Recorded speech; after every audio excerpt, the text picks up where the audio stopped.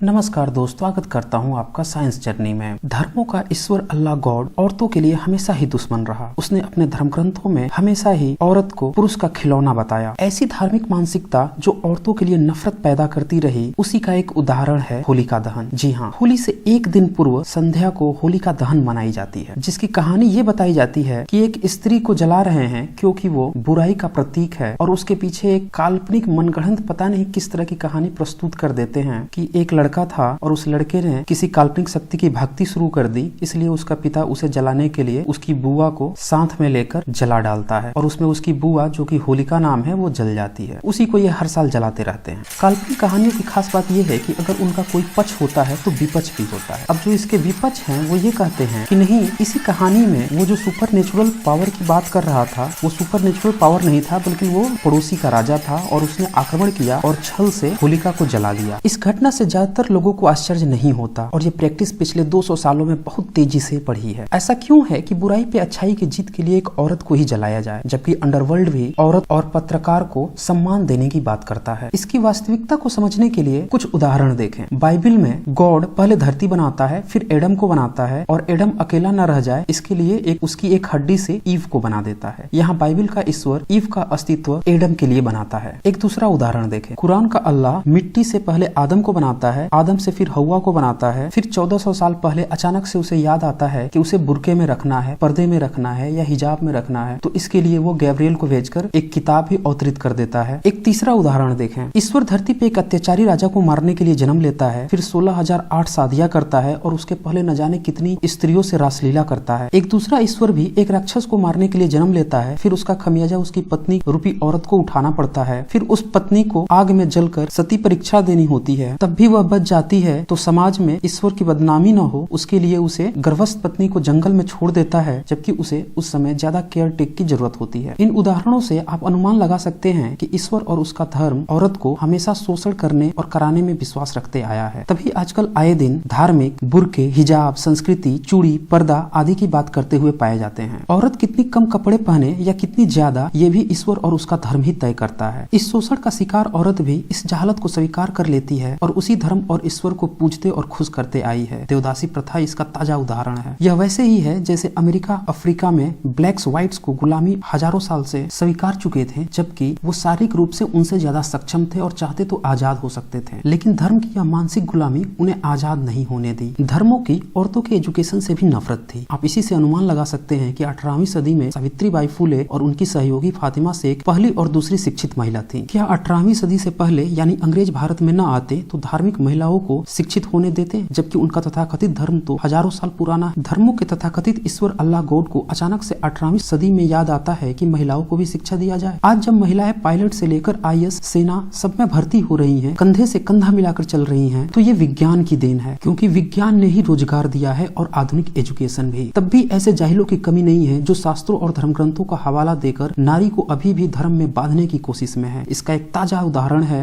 मलाला यूसुफजई और उनकी जैसी कई नारियों को सिर्फ इसलिए प्रताड़ित करना क्योंकि वो एजुकेटेड हो रही हैं। निश्चय ही धर्म हमेशा ही स्त्री के खिलाफ रहा है। होलिका दहन में किसी स्त्री के नाम को जलाना भी इसी शोषण का प्रतीक है। क्या मानव सभ्यता इतनी गिर गई है कि विरोध प्रदर्शन के लिए औरत के नाम को जलाकर जश्न मना रही है? यह बहुत ही सोचने वाली बात है कि एक तरफ हम लोग औरत को आगे बढ़ने, कंधे से कंधा मिलाकर चलने की बात कर रहे हैं, और दूसरी तरफ हजारों सालों से शोषण करता हुआ धर्म की मानसिकता को भी बढ़ावा दे रहे हैं। तो दोस्तों, इस वीडियो को ज्यादा से ज्यादा शेयर करें ताकि औरतों पे हो रहे शोषण और धार्मिक मानसिकता की पोल पट्टी खुल सके। To get daily updates, stay connected with my channel Science Journey. If you have any suggestion regarding my videos, must provide it in comment box. Thanking you.